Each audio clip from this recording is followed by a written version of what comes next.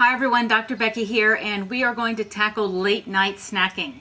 It's a problem for a lot of people. You go through your day, you feel like you've really been in control of your eating, and then as soon as the sun goes down, so does your motivation. And food is a big draw, especially late at night, for a lot of reasons. One thing, it's easy. You have a stressful, hard day, eating is an easy thing to turn to in the evening. It's also very relaxing, especially if you eat a high carbohydrate type of a food. It's going to make changes to your brain chemistry that feel very comforting, hence the name comfort food. And it can feel like a way to deal with boredom and loneliness, because food is something that you can turn to. It always seems to be there. It's kind of a companion in a lot of ways. But for a lot of us, eating late at night just feels right. And if that is the case for you, then you have probably created a habit around late night snacking. The brain likes habits because they make life easier. And so your brain is always going to steer you toward your habits by using certain triggers. So it might be for you that in the evening you sit down, you turn on the TV, as soon as you click that remote control, something clicks in your brain that says, maybe I should have a snack. It's no different than walking into the movie theater and having that thought pop in your head that, oh, I should get some popcorn, right? It's just kind of an association that your brain has made. So we need to be able to find a way to break that pattern. And we're going to do that from two different directions. One is going to be from the direction of your diet, and the other one is going to be from the direction of your mindset, because you need both of these things working for you to create new habits that are healthier and going to get you to your goal. So let's start with talking about changes to your diet. This is going to come from eating enough at dinner. So when I say eating enough, I don't mean eating enough calories. What I'm talking about is eating enough volume. You need to fill your stomach, and you need to eat a good high volume foods. What would these be? These would be your vegetables for sure. You should be having vegetables with your dinner. It's going to make your late nights so much easier. And I'm not just talking about one serving of broccoli, on your plate. Have 4 servings. Have a salad before dinner. You want to fill up on these high fiber, very low calorie foods. Another good choice would be soups. Soups, especially those that have a vegetable and bean base, these are going to fill your stomach, give you very few calories, which is important. So you're getting a lot of volume for very few calories, and they're going to be high in fiber. So that's going to exit your stomach very slowly, so you have food in there to make it through the evening hours without gaining weight, because you have high calories. If you don't have any recipes to start with and you would like to find some, you can go over to my website and download the 7-Day Junk Food to Superfood Challenge. I provide a couple of real good soup recipes in there that are vegetable and bean based. All right, so we also want to look at your mindset. So changing your mindset to change this late night eating habit. So there's a lot of ways you can do this. This is one of the things that we talk about a lot, is changing this emotional eating, these habits over at Dr. Becky Fitness. But I want to share one thing with you here that will enable you to do that. And it's really all about creating boundaries instead of hard and fast rules. When we give ourselves a hard and fast rule like, I will not eat anything this evening, it tends to build that resistance, so now we've whittled everything down to just relying solely on willpower.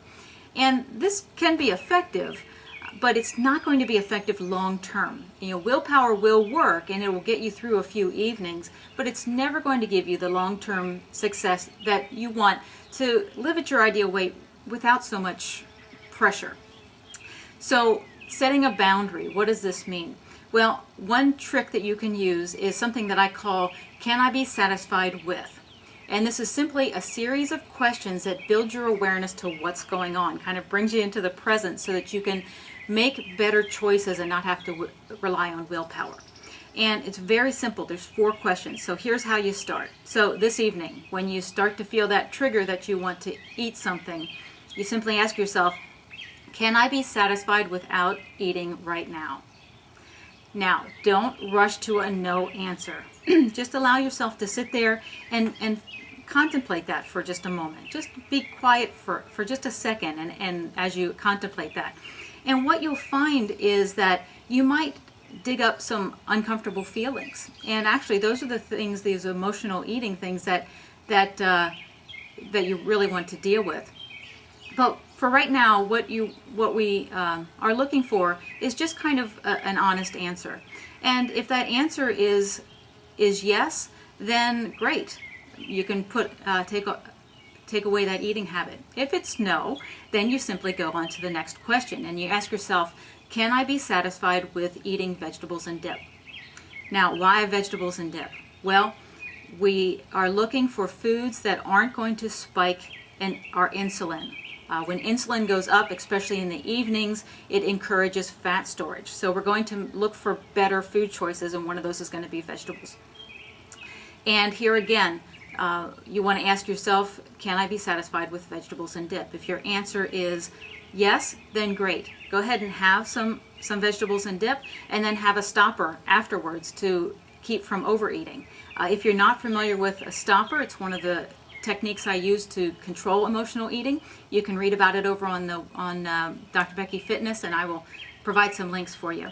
But if your answer to that question about vegetables was no, we simply go on to the third question, which is, can I be satisfied with a protein choice right now? Here again, protein is not going to spike your insulin as much, which is going to keep from storing as fat. So that's going to be our third tier of questions. Lean proteins, poultries, fish, eggs, even beans, any of those types of protein foods would be an appropriate choice. If your answer is yes, go ahead and have them and then stop yourself using a stopper. If the answer is no, then you go on to the fourth question. And this is, can I be satisfied with a slow digesting carbohydrate? Here again, slow digesting means it's going to be a carbohydrate that stays in your stomach longer and it's not going to spike your insulin. What do I mean by slow digesting carbohydrates? These would be your whole grains, your fruits, foods with a higher fiber content. Would be a good way to think about that. And here again, if your answer is yes, have them and stop yourself using a stopper. If your answer is no, you're most likely looking to eat to fill an emotional void rather than a physical void.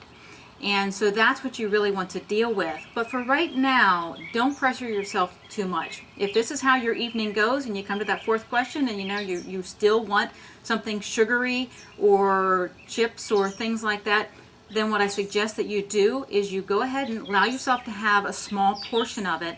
Stop yourself using a stopper, and then pick this back up again the next evening. Do this same series of questions the next evening when this late night snacking habit comes up. And what you will find over a period of a few days is that this habit starts to dissolve. You start to think of it a little bit differently, and you will be right on track with where you need to be. So there you have it. If you want to change your late night snacking habits, then you need to come at it from two directions, because in order to lose weight and keep it off and be happy with life, you need to do two things. You need to have a healthy diet and you need to have a healthy mindset. If you are struggling with either of those, or you're looking for a place to start, then I suggest that you go over to Dr. Becky Fitness and download the 7-Day Junk Food to Superfood Challenge.